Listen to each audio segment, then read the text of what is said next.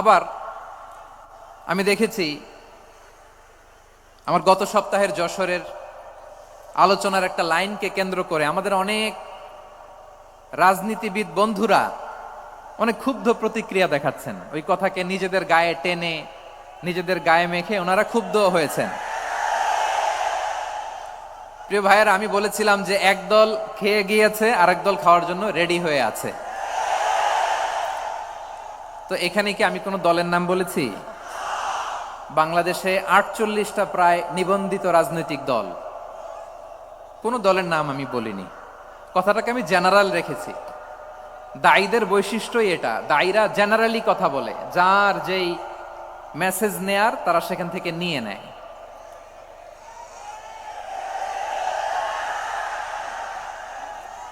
তো কোনো দল এটা নিয়ে কোনো কথা বলল না, আপনারা এটাকে নিজের গায়ে যে মাখালেন এটা ঠিক হয়নি। আমি বলবো যে এটা খুবই অনভিপ্রেত হয়েছে। কোনো দলকে টার্গেট করে বা কোনো দলের পক্ষে আমরা কখনো কথা বলি না। আমরা কোরআনের পক্ষে কথা বলি, ইসলামের পক্ষে কথা বলি, ঠিক কিনা বলেন? সো একটা জেনারেল কথাকে যদি আমার রাজনীতিবিদ বন্ধুরা নিজেদের গায়ে মাখেন, ক্ষুব্ধ প্রতিক্রিয়া জানান, এতে করে সাধারণ জনগণের কাছে একটা নেগেটিভ মেসেজ যাবে ওনাদের ব্যাপারে। এটা হোক আমরা চাই না। এদেশের যত এই যে আমার ভাইয়েরা, এই যে আমি এই যে কথা বলতেছি, সাদা টুপি, ও আচ্ছা আচ্ছা, চলে যাবেন না? একটু জায়গা দিয়ে দেন ওনাকে। হয় কি, লক্ষ লক্ষ মানুষের ভিড়ে আপনি যদি উঠতে চান খুব কঠিন হয়ে যায়। যদি পারেন একটু বসেন, আর না পারলে ভাইকে একটু জায়গা দিয়ে দেন। আমার দিকে তাকান, এই সিলেট, এদিকে তাকাও, এদিকে এদিকে, ফাইন। তো আমার প্রিয় রাজনীতিবিদ বন্ধুদের আমি বলবো, কথাটা ছিল ভেরি জেনারেল, এটা নিজেদের গায়ে মাখানোর কোনো দরকার নাই। আমরা এই যে এক্সিস্টিং যে রাজনৈতিক চর্চা, এটা থেকে আমরা বেরিয়ে আসতে চাই। আমরা চাই না এদেশে চাঁদাবাজি, দখলবাজি থাক, ঠিক কিনা বলেন? এদেশে কোনো দুর্নীতি থাক, টেন্ডারবাজি থাক, এগুলো আমরা চাই। আই হেট পলিটিক্স একটা জেনারেশন আছে, এই বেশিরভাগ জেনজি অফ সিলেট, এরা আই হেট পলিটিক্স জেনারেশন। এরা পলিটিক্সকে পছন্দ করে না। তো কেন করে না, এর দায়ভার আমাদের আছে না নাই? আছে।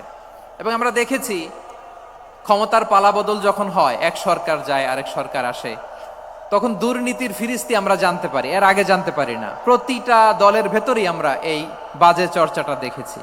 সো এখন আমাদেরকে শুধরে নেয়ার সময় এসেছে। এটা এই সুন্দর সময়, নতুন প্রভাতের বাংলাদেশ, নতুন ভোরের বাংলাদেশ, এই সময় আমরা কাদা ছোড়াছুড়ি যেন না করি। আমাদের শপথ নেয়ার সময় এসেছে। প্রতিটি দল, নিবন্ধিত 48টি, সবগুলো দলের এখন শপথ নেওয়া উচিত যে আমরা কোনোদিন আর চাঁদাবাজি করব না, টেন্ডারবাজি করব না, দখলবাজি করব না। আমরা সবসময় দেশের পক্ষে থাকব, সবসময় দেশের পক্ষে থাকব। সেই কথাগুলো ছিল ভেরি জেনারেল। যে কথাগুলো আমরা জেনারেলি বলি, এগুলো জেনারেলি আপনারা নিবেন। আমার রাজনীতিবিদ বন্ধুদের কাছে এটাই আমার কামনা।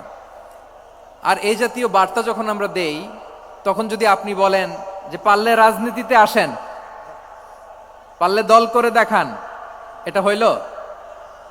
আমি কি এরকম কোনো কথা বলেছি? না। আমি একজন মুফাসসিরে কোরআন, আমি একজন আলেম, এর বাইরেও আমার সবচেয়ে বড় পরিচয়, আম আ সিটিজেন অফ বাংলাদেশ। আমি বাংলাদেশের একজন সাধারণ নাগরিক। আমার দেশের যে কোনো সমস্যা, যে কোনো ইনকনসিস্টেন্সি, অসঙ্গতি নিয়ে মত প্রকাশের স্বাধীনতা আমার আছে না নাই?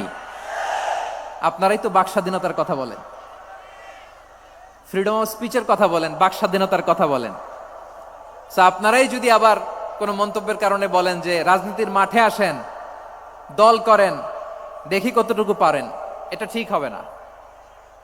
তাই প্রিয় ভাইয়ের, আসুন আমরা দল মত নির্বিশেষে কাঁধে কাঁধ মিলিয়ে সোনার বাংলাদেশ গড়ি, দুর্নীতিমুক্ত বাংলাদেশ গড়ি, যে বাংলাদেশের জন্য রক্ত দিয়েছে আবু সাইদ,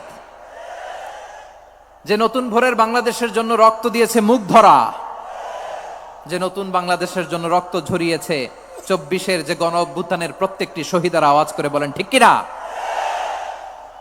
আল্লাহ তাআলা আমার দেশকে তুমি নিরাপদ করো, শান্তি